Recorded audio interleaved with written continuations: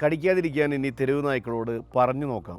കഴിഞ്ഞ ദിവസം തെരുവ് നായ വിഷയത്തിൽ നമ്മുടെ സുപ്രീം കോടതി തന്നെ വളരെ പരിഹാസത്തോടെ പറഞ്ഞൊരു കാര്യമാണ്. തെരുവ് നായകൾ നിറയുന്ന റോഡിലിറങ്ങാൻ നിങ്ങൾക്ക് പേടിയില്ലേ? അപ്പോൾ ഇവിടെ എത്തുന്ന ടൂറിസ്റ്റുകളുടെ കാര്യമോ? ന്യായീകരണങ്ങൾ നിരത്താതെ ഒരു നിമിഷം അവരുടെ ഭാഗത്തുനിന്ന് ചിന്തിച്ചു നോക്കിയാൽ നിങ്ങൾ ലക്ഷങ്ങൾ മുടക്കി മാസങ്ങൾ നീണ്ട പ്ലാനിങ്ങിനൊടുവിൽ ഒരു വിദേശ രാജ്യത്തേക്ക് ടൂർ പോകുന്നു. അവിടെ ചെന്നിട്ട് നിങ്ങൾക്ക് ഹോട്ടൽ മുറിയിൽ നിന്ന് പുറത്തിറങ്ങാൻ പേടിയാണ്. തെരുവ് നായ്ക്കളെ പേടിച്ച് റോഡിലൂടെ നടക്കാൻ പറ്റുന്നില്ല. എന്തിന് ബീച്ചിൽ സൺബാത്ത് ചെയ്യാൻ പോലും കഴിയാത്ത സാഹചര്യം. എന്നാൽ നിങ്ങൾ ആ രാജ്യത്തെക്കുറിച്ച് എന്ത് പറയും?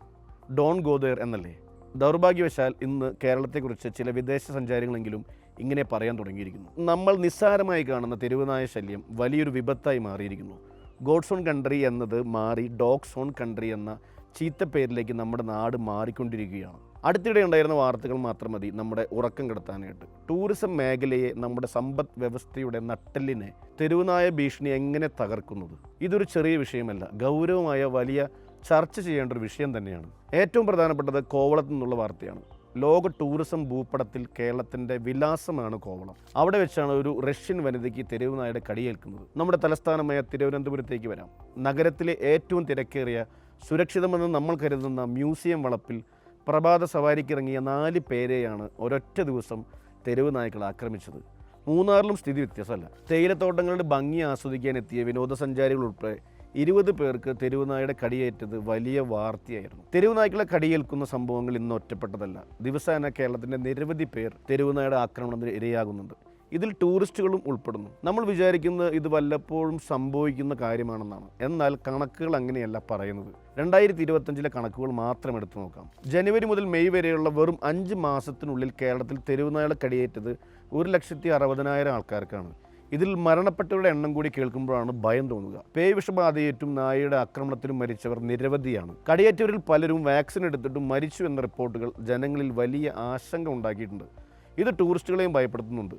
കേരളത്തിൽ പോയാൽ നായ കടിച്ചാൽ മരുന്ന് പോലും ഫലിക്കില്ല എന്നൊരു പ്രചരണം ഉണ്ടായാൽ ഇത് നമ്മുടെ ആരോഗ്യ ടൂറിസത്തിന് നൽകുന്ന തിരിച്ചടി പ്രവചനാതീതമായിരിക്കും. ഇനി നമുക്ക് നമ്മുടെ പ്രധാന വിഷയത്തിലേക്ക് കടക്കാം. ഈ പ്രശ്നം എങ്ങനെയാണ് ടൂറിസത്തെ ബാധിക്കുന്നത്? പലരും ചോദിക്കാറുണ്ട്, നായ കുരച്ചതുകൊണ്ട് ടൂറിസ്റ്റുകൾ വരാതിരിക്കുമോ എന്ന്. ഉത്തരം അതെ എന്ന് തന്നെയാണ്. കാരണങ്ങൾ അക്കമിട്ട് പറയാം. കേരളത്തിലേക്ക് വരുന്ന വിദേശ ടൂറിസ്റ്റുകളിൽ ഭൂരിഭാഗവും എക്സ്പീരിയൻഷ്യൽ ടൂറിസം ഇഷ്ടപ്പെടുന്നവരാണ്. അവർക്ക് AC കാറിൽ സഞ്ചരിക്കുന്നതിനേക്കാൾ ഇഷ്ടം ഫോർട്ട് കൊച്ചിയിലോ വർക്കലയിലോ ഉള്ള ചെറിയ തെരുവുകളിലൂടെ നടക്കാനാണ്, സൈക്കിൾ സവാരി നടത്താനാണ്. എന്നാൽ ഇന്ന് ഇത് സാധ്യമാണോ? വർക്കല ക്ലിഫിലൂടെ നടക്കാൻ ഇറങ്ങിയാൽ 10ഓളം നായ്ക്കൾ കൂട്ടമായി ആക്രമിക്കാൻ വരുന്ന വീഡിയോകൾ നമ്മൾ സോഷ്യൽ മീഡിയയിൽ കണ്ടിട്ടുണ്ട്. നടക്കാൻ പറ്റാത്ത ഒരിടത്തേക്ക് വാക്കിംഗ് ടൂർസ് ഇഷ്ടപ്പെടുന്ന യൂറോപ്യൻ സഞ്ചാരികൾ എങ്ങനെ വരും? വർക്കലയിലെ സർഫിംഗ് കമ്മ്യൂണിറ്റി പോലും പറയുന്നുണ്ട് അതിരാവിലെ ബീച്ച് ഇറങ്ങാൻ പേടിയാണെന്ന്. വലിയ റിസോർട്ടുകളിൽ താമസിക്കുന്നവർക്ക് ഗേറ്റിനുള്ളിൽ സുരക്ഷിതമായിരിക്കാം. എന്നാൽ കേരള ടൂറിസത്തിൻ്റെ ജീവൻ എന്ന് പറയുന്നത് ഹോം സ്റ്റേകളാണ്. ചെറിയ ഗ്രാമങ്ങളിൽ വീടുകളിൽ താമസിച്ച് നാട് കാണാൻ വരുന്നവർക്ക് തെരുവുകളിലൂടെ പുറത്തിറങ്ങാൻ പറ്റാത്ത അവസ്ഥ വന്നാൽ അവർ ബുക്കിംഗ് ക്യാൻസൽ ചെയ്യും. ഇത് ബാധിക്കുന്നത് സാധാരണക്കാരായ ഹോം സ്റ്റേ ഉടമകളെയും ഓട്ടോറിക്ഷക്കാരെയുമാണ്. ഇന്നത്തെ കാലത്ത് ആരും ട്രാവൽ ഏജന്റിനെ വിശ്വസിച്ചിട്ടല്ല യാത്ര പോകുന്നത്. അവർ നോക്കുന്നത് യൂട്യൂബ് വ്ളോഗുകളും ട്രിപ്പ് അഡ്വൈസർ റിവ്യൂകളുമാണ്. ഒരു പ്രശസ്ത travel vlogger my scary experience in Kerala എന്ന പേരിൽ ഒരു വീഡിയോ ഇട്ടാൽ മതി, കോടിക്കണക്കിന് രൂപ മുടക്കി ടൂറിസം വകുപ്പ് നടത്തുന്ന പരസ്യങ്ങളൊക്കെ വെള്ളത്തിലാവും. സേഫ്റ്റിയാണ് ഏതൊരു സഞ്ചാരിയും ആദ്യം നോക്കുന്നത്. അതിൽ നമ്മൾ പരാജയപ്പെട്ടുകൊണ്ടിരിക്കുകയാണ്. എന്തുകൊണ്ട് നമ്മൾ പരാജയപ്പെടുന്നു? പ്രശ്നമുണ്ട് എന്ന് എല്ലാവർക്കും അറിയാം. പക്ഷെ എന്തുകൊണ്ട് ഇത് പരിഹരിക്കാൻ പറ്റുന്നില്ല? 2001 മുതൽ കേൾക്കുന്നതാണ് ഈ പ്രശ്നം. ഒന്നാമത്തേത് നമ്മുടെ വേസ്റ്റ് മാനേജ്മെൻറ്റ് സംസ്കാരം തന്നെയാണ്. തുറന്നു പറയാമല്ലോ, നമ്മൾ മലയാളികൾക്ക് വ്യക്തി ശുചിത്വമുണ്ടെങ്കിലും സാമൂഹിക ശുചിത്വത്തിൽ നമ്മൾ വളരെ പിന്നിലാണ്. തെരുവ് നായ്ക്കൾക്ക് ഭക്ഷണം ലഭിക്കുന്നത് എവിടെ നിന്നാണ്? നമ്മുടെ റോഡരികിലെ അറവുശാലകളിൽ നിന്ന്, ഹോട്ടലുകൾക്ക് പിന്നിലെ ഓടകളിൽ നിന്ന്, കല്യാണ മണ്ഡപങ്ങളിൽ നിന്ന് മാംസാവശിഷ്ടങ്ങൾ സുലഭമായി ലഭിക്കുമ്പോൾ നായ്ക്കളുടെ പ്രത്യുൽപാദന ശേഷി കൂടുന്നു. അവ കൂടുതൽ അക്രമാസക്തരാകുന്നു. ശാസ്ത്രീയമായി മാലിന്യം സംസ്കരിക്കാതെ എത്ര നായ്ക്കളെ പിടിച്ചാലും കാര്യമില്ല. ഭക്ഷണമുള്ളിടത്ത് പുതിയ നായ്ക്കൾ വന്നുകൊണ്ടേയിരിക്കും. പാളിയ ABC പദ്ധതി. എന്താണ് ഈ ABC? ആനിമൽ ബർത്ത് കൺട്രോൾ അഥവാ വന്ധ്യംകരണം. ഇത് നടപ്പിലാക്കാൻ തുടങ്ങിയിട്ട് വർഷങ്ങളായി. പക്ഷെ എന്താണ് അവസ്ഥ? പല പഞ്ചായത്തുകളിലും ഇതിന് ഫണ്ടില്ല. ഫണ്ട് ഉണ്ടെങ്കിൽ തന്നെ ഡോക്ടർമാരില്ല, നായ്ക്കളെ പിടിക്കാൻ ആളില്ല. സുപ്രീം കോടതിയുടെ കർശന നിർദ്ദേശം ഉണ്ടായിട്ടും 2025 നമ്മളിതിന് വഴി തേടിക്കൊണ്ടിരിക്കുകയാണ്. സർക്കാർ 152 ബ്ലോക്കുകളിൽ മൊബൈൽ യൂണിറ്റുകൾ തുടങ്ങാമെന്ന് പ്രഖ്യാപിച്ചു. പക്ഷേ ഇത് എത്രത്തോളം ഫലപ്രദമാകുമെന്ന് കണ്ടറിയണം. ഒരു പ്രദേശത്തെ 70% നായ്ക്കളെയെങ്കിലും ഒരേ സമയം വന്ധീകരിച്ചാൽ മാത്രമേ എണ്ണം കുറയൂ. ഇവിടെ 10-20 എണ്ണത്തിന് പിടിക്കുന്നു, പദ്ധതി നിർത്തുന്നു. ഇതാണ് വർഷങ്ങളായി നടക്കുന്നത്. നിയമക്കുരുക്കുകളും തർക്കങ്ങളും ഇതൊരു വൈകാരിക വിഷയമായി മാറിയിരിക്കുകയാണ്. ഒരു വശത്തെ നായ്ക്കളെ കൊന്നൊടുക്കണം എന്ന് പറയുന്ന നാട്ടുകാർ, മറുവശത്തെ മിണ്ടാപ്രാണികളോട് കരുണ കാണിക്കണം എന്ന് പറയുന്ന മൃഗസ്നേഹികൾ. ഇതിനിടയിൽ പെട്ടുപോയത് സർക്കാരാണ്. 2025 നവംബറിൽ സുപ്രീം കോടതി പറഞ്ഞത് നായ്ക്കളെ കൊലപ്പെടുത്തുന്നത് പരിഹാരമല്ല, അവയെ മാറ്റി പാർപ്പിക്കണമെന്നാണ്. പക്ഷെ എങ്ങോട്ട് മാറ്റും? എൻ്റെ വീടിൻ്റെ അടുത്തോ നിങ്ങളുടെ വീടിൻ്റെ അടുത്തോ ഒരു ഡോഗ് ഷെൽട്ടർ വന്നാൽ നമ്മൾ സമ്മതിക്കുമോ? ഇല്ല.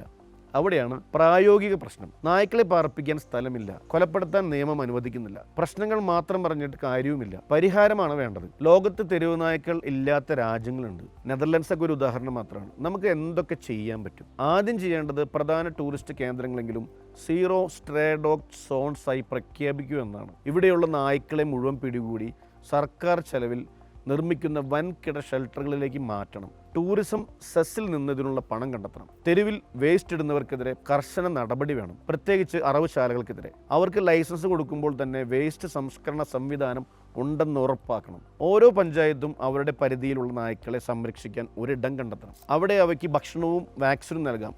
ഇതിൽ മൃഗസ്നേഹികളുടെ സഹായം നമുക്ക് തേടാൻ പറ്റും. ഭക്ഷണം കൊടുക്കാൻ താല്പര്യമുള്ളവർക്ക് ഷെൽട്ടറുകളിൽ വന്ന് കൊടുക്കാം. തെരുവിൽ ഭക്ഷണം എറിയേണ്ട കാര്യമില്ല. കേരളത്തിലെ മുഴുവൻ തെരുവ് നായകൾക്കും പേവിഷബാധയ്ക്കെതിരെയുള്ള വാക്സിൻ നൽകണം. ഇതൊരു യജ്ഞമായി 2025 സർക്കാർ തുടങ്ങിയിരുന്നു. ഇത് കൃത്യമായി പൂർത്തിയാക്കിയാൽ കടിയേറ്റാലും മരിക്കില്ല എന്ന ഉറപ്പെങ്കിലും നമുക്ക് നൽകാൻ കഴിയും. കേരളത്തിലെ തെരുവുനായ ശല്യം വലിയൊരു സാമൂഹിക വിപത്തായി മാറിക്കൊണ്ടിരിക്കുകയാണ്. ലോകത്തിലെ മറ്റു പല ഭാഗങ്ങളിലും ഈ പ്രശ്നം ഫലപ്രദമായി പരിഹരിച്ചിട്ടുണ്ട്. നായ്ക്കളെ കൊന്നൊടുക്കുകയല്ല, മറിച്ച് ശാസ്ത്രീയമായ രീതികളും കർശന നിയമങ്ങളും നടപ്പിലാക്കുകയാണ് ഈ രാജ്യങ്ങൾ ചെയ്തത്. ലോക ശ്രദ്ധയെ ആകർഷിച്ച ചില പ്രധാന മാതൃകകൾ നമുക്ക് പരിശോധിക്കാം. തെരുവ് നായകളില്ലാത്ത ലോകത്തിലെ ആദ്യത്തെ രാജ്യമാണ് നെതർലാൻഡ്സ്. ഈ നേട്ടം അവർ കൈവരിച്ചത് പ്രധാനമായും 4 കാര്യങ്ങളിലൂടെയാണ്. CNVR: collect, neuter, vaccinate and return. തെരുവ് നായ്ക്കളെ പിടികൂടി വന്ധ്യീകരിക്കുകയും വാക്സിൻ നൽകുകയും ചെയ്യുന്ന രീതിയാണ് ഈ CNVR എന്ന് പറയുന്നത്. കടകളിൽ നിന്ന് പുതിയ പട്ടിക്കുട്ടികൾ വാങ്ങുന്നവർക്ക് ഉയർന്ന നികുതി ഏർപ്പെടുത്തി. ഇതോടെ ആളുകൾ പണം ലാഭിക്കാൻ തെരുവ് നായ്ക്കളെ ദത്തെടുക്കാൻ തുടങ്ങി. മൃഗങ്ങളെ തെരുവിൽ ഉപേക്ഷിക്കുന്നത് വലിയ കുറ്റകൃത്യമായി പ്രഖ്യാപിച്ചു. ഇതിനായി ആനിമൽ പോലീസ് എന്ന പ്രത്യേക സേനയെ തന്നെ അവർ രൂപീകരിച്ചു. ഇന്ത്യയുടെ അയൽ രാജ്യമായ ഭൂട്ടാൻ 2023 ഒരു ചരിത്ര നേട്ടം കൈവരിച്ചു. രാജ്യത്തെ മുഴുവൻ തെരുവ് നായ്ക്കളെയും വന്ധ്യീകരിക്കുകയും വാക്സിനേഷൻ നൽകുകയും ചെയ്തതായി അവർ പ്രഖ്യാപിച്ചു. സർക്കാരും മൃഗസംരക്ഷണ സംഘടനകളും ചേർന്ന് 14 വർഷം നീണ്ടുനിന്ന തുടർച്ചയായ യജ്ഞത്തിലൂടെയാണ് ഇത് സാധ്യമാക്കിയത്. ആക്രമണകാരിയായ നായ്ക്കളെ അവർ പ്രത്യേക ഷെൽട്ടറിലേക്ക് മാറ്റുകയും ചെയ്തു. തുർക്കിയിലെ ഇസ്താംബുൾ നഗരം തെരുവ് നായ്ക്കളെ സംരക്ഷിക്കാൻ സാങ്കേതിക വിദ്യയാണ് കൂട്ടുപിടിച്ചത്. ഫിജുഡോൺ എന്ന സ്മാർട്ട് വെൻഡിംഗ് മെഷീനുകൾ അവർ നഗരത്തിൽ സ്ഥാപിച്ചു. യാത്രക്കാർ ഈ മെഷീനിൽ ഉപയോഗശൂന്യമായ പ്ലാസ്റ്റിക് കുപ്പികൾ നിക്ഷേപിക്കുമ്പോൾ മെഷീൻ്റെ താഴെയുള്ള ട്രേയിലേക്ക് നായ്ക്കൾക്കുള്ള ഭക്ഷണവും വെള്ളവും വീഴും. ഇതിലൂടെ പ്ലാസ്റ്റിക് മാലിന്യ സംസ്കരണവും തെരുവ് നായ്ക്കൾക്ക് ഭക്ഷണം നൽകുന്നതും ഒരുമിച്ച് നടന്നു. സിംഗപ്പൂരിൽ നായ്ക്കളെ വളർത്തുന്നതിന് കർശനമായ ലൈസൻസിംഗ് സമ്പ്രദായമുണ്ട്. തെരുവ് നായ്ക്കളെ പിടികൂടി ഷെൽട്ടറിലേക്ക് മാറ്റുമ്പോൾ അവിടെ വെച്ച് വന്ധ്യീകരിച്ച ശേഷം ദത്തെടുക്കാൻ ശ്രമിക്കുകയും ചെയ്യുന്നു. ആക്രമണകാരികളല്ലാത്തവയെ മാത്രമേ തിരികെ വിടാറുള്ളൂ. വിദേശ മാതൃകകൾ നമ്മളോട് പറയുന്ന പ്രധാന കാര്യം മാലിന്യ സംസ്കരണമാണ്. തെരുവ് നായ നിയന്ത്രണത്തിൻ്റെ ആദ്യപടി എന്നത് മാലിന്യ സംസ്കരണം തന്നെയാണ്. തെരുവിൽ വലിച്ചെറിയുന്ന ഭക്ഷണ മാലിന്യങ്ങൾ ഇല്ലാതായാൽ തന്നെ നായ്ക്കളുടെ എണ്ണം സ്വാഭാവികമായി കുറയും. അതോടൊപ്പം ഭൂട്ടാൻ മാതൃകയിൽ 100% വന്ധ്യീകരണം നടപ്പിലാക്കുകയും നെതർലാൻഡ്സ് മാതൃകയിൽ ദത്തെടുക്കൽ പ്രോത്സാഹിപ്പിക്കുകയും ചെയ്താൽ കേരളത്തിനും ഈ പ്രശ്നത്തിൽ നിന്ന് കരകയറാനാകും. നമ്മൾ അതിഥി ദേവോഭവ എന്ന് വിശ്വസിക്കുന്നവരാണല്ലോ. നമ്മുടെ വീട്ടിൽ വരുന്ന അതിഥിയെ നമ്മുടെ വളർത്തുനായ കടിക്കാൻ വന്നാൽ നമ്മൾ സമ്മതിക്കുമോ? ഇല്ലല്ലോ. അപ്പോൾ പിന്നെ നമ്മുടെ നാട്ടിൽ വരുന്ന അതിഥികളെ തെരുവ് നായ്ക്കൾക്ക് എറിഞ്ഞു കൊടുക്കുന്നത് എത്ര വലിയ തെറ്റാണ്. സർക്കാർ മാത്രം വിചാരിച്ചാൽ അത് നടക്കില്ല. നമ്മൾ ഓരോരുത്തരും വിചാരിക്കണം. മാലിന്യം വലിച്ചെറിയാതിരിക്കുക എന്ന് തന്നെയാണ് ആദ്യത്തെ പടി. ഈ വിഷയം അധികാരികളുടെ ശ്രദ്ധയിൽ കൊണ്ടുവരുവാൻ ഈ വീഡിയോ പരമാവധി ഷെയർ ചെയ്യുക. ടൂറിസം മന്ത്രിയും തദ്ദേശ സ്വയംഭരണ വകുപ്പും കണ്ണു തുറക്കട്ടെ. നിങ്ങളുടെ അനുഭവങ്ങൾ താഴെ കമൻറ്റ് ചെയ്യുക. നിങ്ങളുടെ നാട്ടിൽ തെരുവ് നായ ശല്യം കൂടിയിട്ടുണ്ടോ? വിദേശികൾക്ക് എന്തെങ്കിലും ദുരനുഭവങ്ങൾ ഉണ്ടായിട്ടുണ്ടോ? Thank you.